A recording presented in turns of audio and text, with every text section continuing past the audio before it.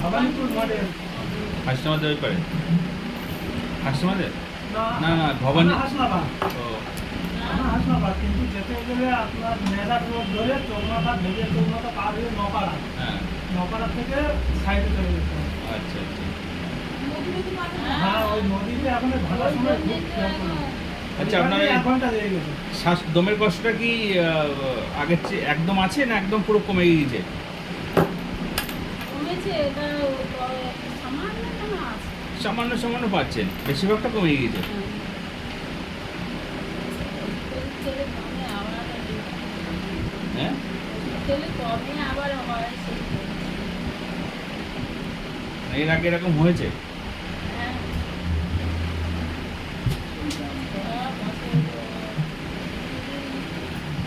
আগে যে শ্বাসকষ্ট হয়েছে তার সীমা নেই, হ্যাঁ, এত শ্বাসকষ্ট। সেটা এখন আর নেই। তারপরে সেই এই ডাক্তার সে ডাক্তার করতে করতে তারপর বারবার প্রতিদিন আসলো করতে করতে সে ডাক্তার একটু কমে আসলো, তারপরে এই ডাক্তার এই ওষুধ সেই ওষুধ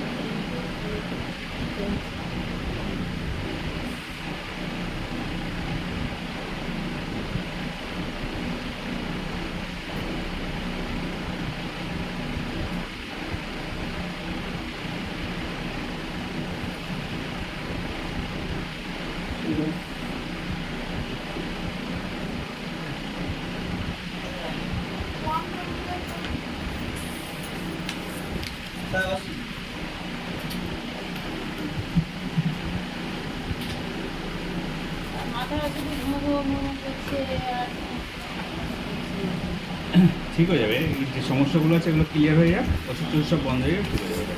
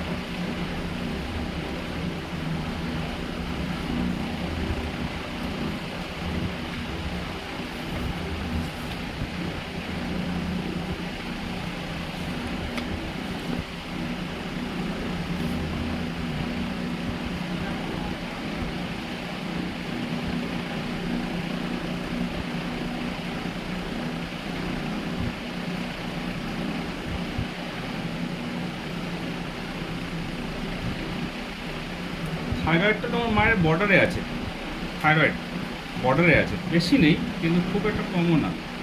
কিন্তু যেটা মারাত্মক খারাপ একটা রিপোর্ট এসছে সেটা হচ্ছে আমাদের শরীরে মিনিমাম অ্যালার্জির রেঞ্জ হয় 100, 0 থেকে 100 হচ্ছে একটা স্বাভাবিক মানুষের অ্যালার্জির ক্ষমতা পাওয়ার।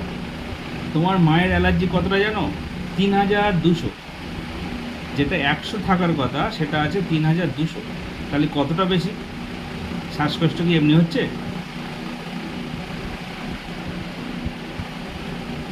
100-র জায়গায় 3200, মানে 3100 বেশি।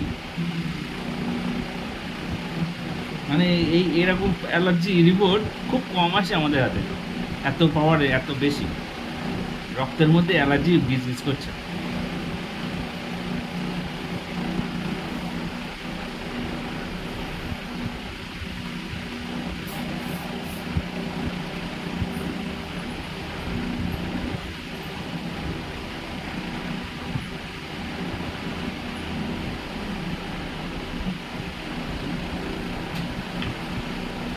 এবার এতটা অ্যালার্জি কিসে হচ্ছে? কিসে তোমার মায়ের এতটা অ্যালার্জি বাড়ে?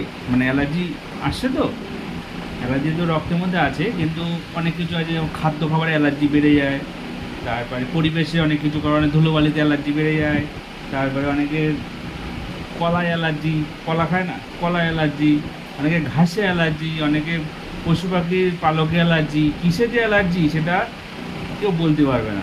এতটা অ্যালার্জি তোমার একটা প্রোফাইল করতে হবে, নাইলে ধরা যাবে না যে এতটা অ্যালার্জি কোথা থেকে হচ্ছে।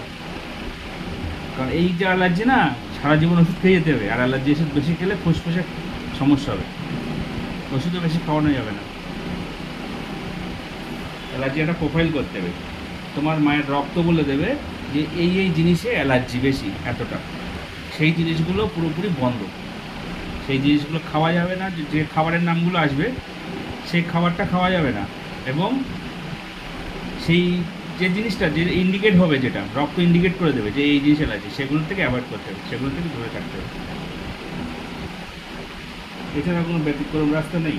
আর ওষুধ খেয়ে গিয়ে সারা জীবন থাকলে হবে না, অন্য দিক থেকে খারাপ হবে। ধরুন স্যার কোনো একটা কিছু খেলো, তখন সিমটমটা কি দেখা দেবে? অ্যালার্জি? অ্যালার্জির সিমটম অনেক রকমের হয়। তোমার মায়ের যে শ্বাসকষ্ট হচ্ছে, হ্যাঁ। এটা অ্যালার্জির থেকে। আচ্ছা আচ্ছা, ধরুন তাহলে কোনো কিছু একটা খাওয়ার পরে যদি শ্বাসকষ্ট হয়, তাহলে বুঝতে হবে যে ওই জিনিসটা থেকে এই সমস্যাটা হচ্ছে। না, ওরম ধরতে পারবে না। আগের দিন একটা পেশেন্ট এসেছিল, তার ঘাসে অ্যালার্জি। অথচ তার গরু রয়েছে, মুরগি রয়েছে, ঘাসে অ্যালার্জি। কেউ ভাবে যে ঘাসে অ্যালার্জি? হ্যাঁ, সে তো। পরি নিয়ে প্রজাপতিতে অ্যালার্জি, মশায় অ্যালার্জি, মশা কামড়ালে অ্যালার্জি। এই অ্যালার্জি প্রোফাইল না করলে কোনোদিন ধরা যায় না। এগুলো তো স্বাভাবিক মানুষ বুঝতে পারে না, না? এগুলো বুঝবো কি করে আমরা? ওটা ওর জন্য প্রোফাইল করতে হবে। তোমার মায়ের রক্ত বলে দেবে, রক্ত ইন্ডিকেট করে দেবে এই জিনিসের অ্যালার্জি। পরীক্ষার মাধ্যমে হবে না? হ্যাঁ, পরীক্ষা করেই বলবে। পরীক্ষা করে সঠিকভাবে করতে হবে। আচ্ছা আচ্ছা আন্দাজে করা যাবে না, এইসব আন্দাজে হয়। আচ্ছা। আমরা তো বলছি এটা খাবে না, সেটা খাবে না, কিন্তু ওটা তো আর খাওয়া জিনিস না, ঘাসটা। সে গ্রামে থাকে, একদম সেই সুন্দরবন এলাকা, সেখানে কি ঘাসপালা নেই? আমাদেরও তো সেই অবস্থা। তাহলে আপনি কি করে বুঝবেন যে ওইটা থেকে আপনার অ্যালার্জি? পরীক্ষা করলে ধরা পড়ে। দেখা যায় কলা খেতে পছন্দ করে অনেকে, রাত্রিবেলা পাকা কলা খায় একটু। যে কলা সে এসে গল্প করেছে আমার কিছু খেতে ভালো লাগে না, কলাটা খায়, তারও এরকম অ্যালার্জি এতটা ছিল, এতটা না একটু কম ছিল। অ্যালার্জি প্রোফাইল করে দেখা গেলো তার কলাই অ্যালার্জি, তার কলা খাওয়াটা আর যাবে না। সঠিকভাবে পরীক্ষা নিরীক্ষা না করে সঠিকভাবে তো কিছু বলা যায় না, না? রাত্রে ঘুমটা হচ্ছে? হ্যাঁ, এই শ্বাসকষ্ট হচ্ছে, দমের কষ্ট হচ্ছে, ওষুধ খাচ্ছে, ঠিক হয়ে যাচ্ছে, আবার হচ্ছে, বললো না তোমার মা? কারণ হচ্ছে এই একটাই, অ্যালার্জি বেড়ে থাকছে। তা ওষুধ খাওয়া বন্ধ করলে তো অ্যালার্জি তো বেড়েই থাকবে, তখন শ্বাসকষ্ট হয়ে যাবে। এটা অ্যালার্জি প্রোফাইল করতে হবে।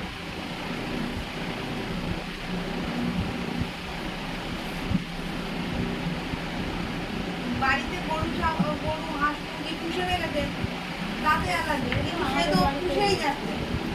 হ্যাঁ, এই যে মানেই ওসব আছে। হ্যাঁ, এবার আপনার পরীক্ষা করে দেখা গেল মুরগির পালকে বা হাঁস মুরগির পালকে আপনার অ্যালার্জি, বা হাঁস মুরগির থেকে আপনার অ্যালার্জি হচ্ছে, অথচ আপনার বাড়ি মুরগি চড়ে বেড়াচ্ছে। অ্যালার্জি তো আপনার সঙ্গে সঙ্গে ঘুরছে। তারপরে মশা, দেখা যাচ্ছে মশায় আপনার অ্যালার্জি আছে, মশা কামড়ালে অ্যালার্জি বেড়ে যাবে। সে তো মশা তার রোধ করা যাবে না। না না, মশা বলতে রোধ করা বলতে তখন সতর্ক থাকতে পারবেন যে না আমার সবার তো না, দেখা যাচ্ছে আপনার মশায় কোনো অ্যালার্জি নেই, আন্দাজে বললে তো হবে না। আচ্ছা, এখন পায়ের ব্যথাটা কোনো রিলিফ পাননি?